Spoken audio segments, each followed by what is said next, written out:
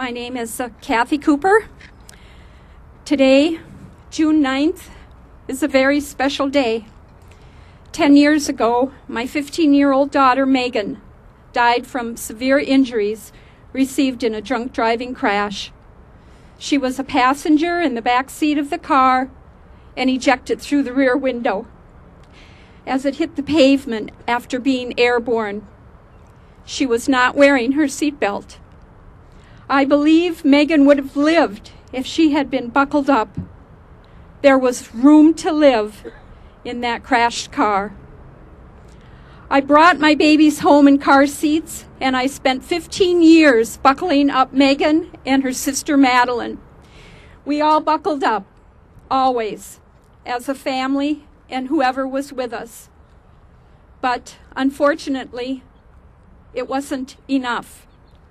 Megan had learned somewhere along the way that it wasn't a law to wear a seatbelt in the back seat.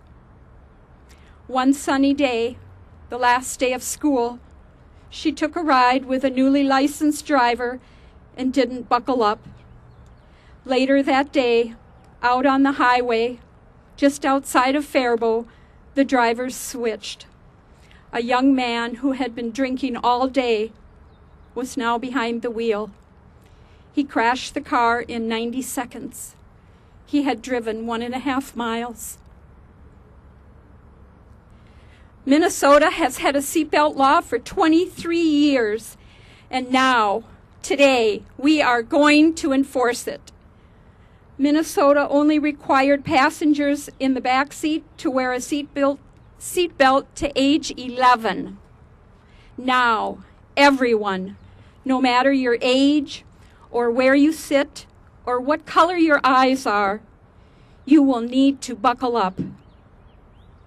This upgrade to our seatbelt law will save many lives on Minnesota roads. This is a good law. It will save many families from this terrible sorrow. There are so many people I want to thank. There isn't enough time today, but I will thank a few. Thank you to Senator Murphy and Representative Norton for their commitment to saving lives on Minnesota roads. Thank you for honoring Megan by having this seatbelt law effective on the day she died. Thank you to all the hundreds, yes, thousands of people who have supported this effort to upgrade our seatbelt law. Thank you to Carol Buffton of the Minnesota Seatbelt Coalition and Senator Leo Foley, who first brought this bill forward so many years ago. Thank you to Kathy Swanson, Director of the Office of Traffic Safety, who left instructions when she died. Don't send flowers, plant flowers. Don't grieve for me, past primary seatbelt. Thank you to Megan's friends here today. Megan's daycare sister, Andrea, who helped start the Buckle Up for Megan campaign before she too left this earth. Thank you to Megan's friend, Molly, a House page at the Capitol, who was on the House floor when it passed. Thank you to all the other moms, just like me, to Lonnie Chose and to Tammy Becker. Thank you to Megan's sister, Madeline, who had to grow up alone. I just want to end with a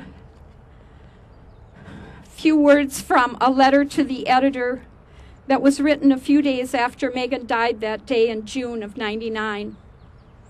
Megan gives gifts. The city has been hushed by the death of one of its children. Death stole sweet Megan far too quickly and too soon. As tragic and senseless as her death is, it need not be useless. In fact, hope and love have prevailed.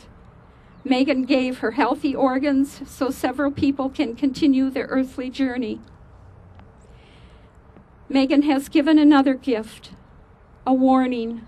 Would every parent, uncle, grandparent, and godparent clip this and remind your children to wear their seatbelt, to drive fully aware of the potential for an accident with any misjudgment, however great or small. Let us honor Megan's life and spirit by remembering both her gifts and her caution. Thank you, Megan. We will remember you and what you have given each of us. Thank you, Minnesota, and thank you, Megan. Buckle up.